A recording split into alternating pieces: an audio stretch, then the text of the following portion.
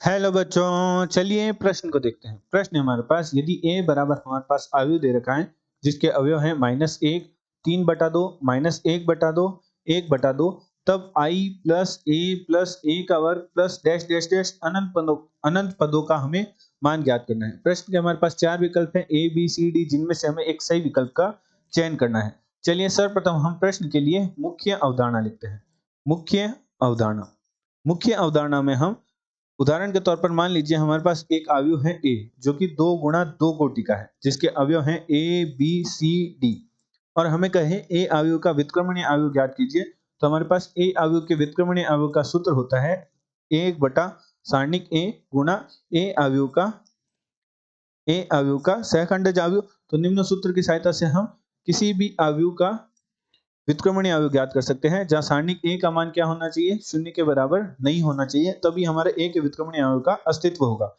परंतु जब भी हमें 2 गुणा 2 कोटि का अवयव दे रखा हो और हमें कहे कि a का व्युत्क्रमणीय अवयव ज्ञात कीजिए, तो हमारे पास एक सूत्र और होता है जो कि कुछ इस प्रकार होता है, a का व्युत्क्रमणीय अवयव बराबर होता है 1 बटा ad माइनस bc की गुणा में हमारे पास अवयव लिखा जाएगा। अवयव का जो प्रथम विकर्ण है उसके अवयवों को परस्पर बदल देंगे, अर्थात da द्वितीय विकर्ण के अवयवों के चिन्ह बदल देंगे, अर्थात -b माइनस c।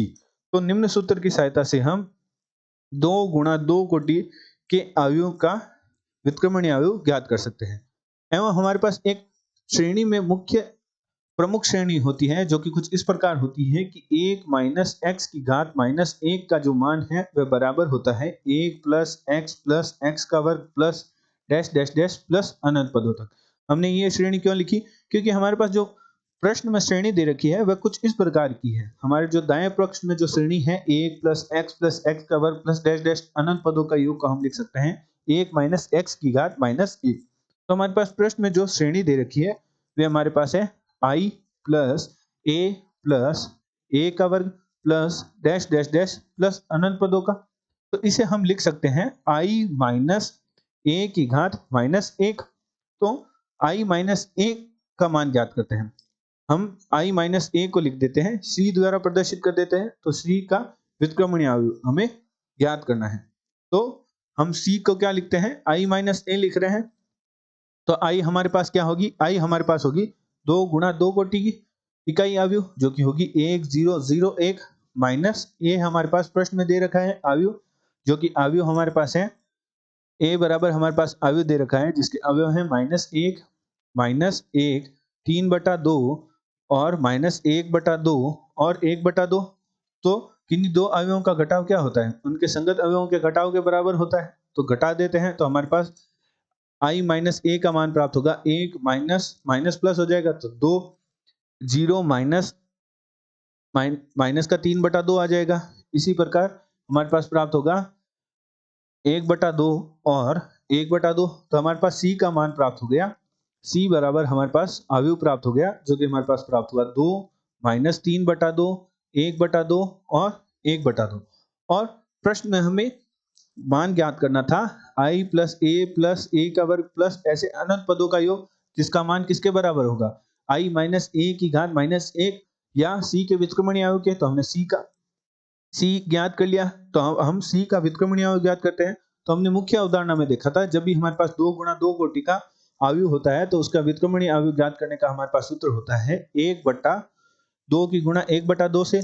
तो हमारे पास क्या प्राप्त होगा, 2 की गुणा 1/2 से करेंगे तो 1 प्राप्त होगा, माइनस 3/2 की गुणा 1/2 से करेंगे तो हमारे पास प्राप्त हो जाएगा माइनस का 3/4 की गुणा में हमारे पास अवयव प्राप्त होगा, जिसे जो हमारे प्रथम विकर्ण है उनके परस्पर अवयव बदल देंगे।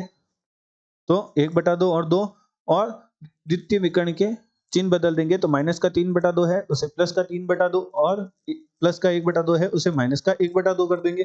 तो जब हम हल करेंगे तो c का व्युत्क्रमणीय अवयव बराबर हमारे पास प्राप्त होगा 1 1 प्लस 3/4। तो 4 लघुत्तम लेंगे तो उसे ऊपर भेज देंगे, और 4 प्लस 3 हमारे पास हो जाएगा 8, और गुणा में हमारे पास अवयव आएगा 1/2 3/2 माइनस 1/2 और 2।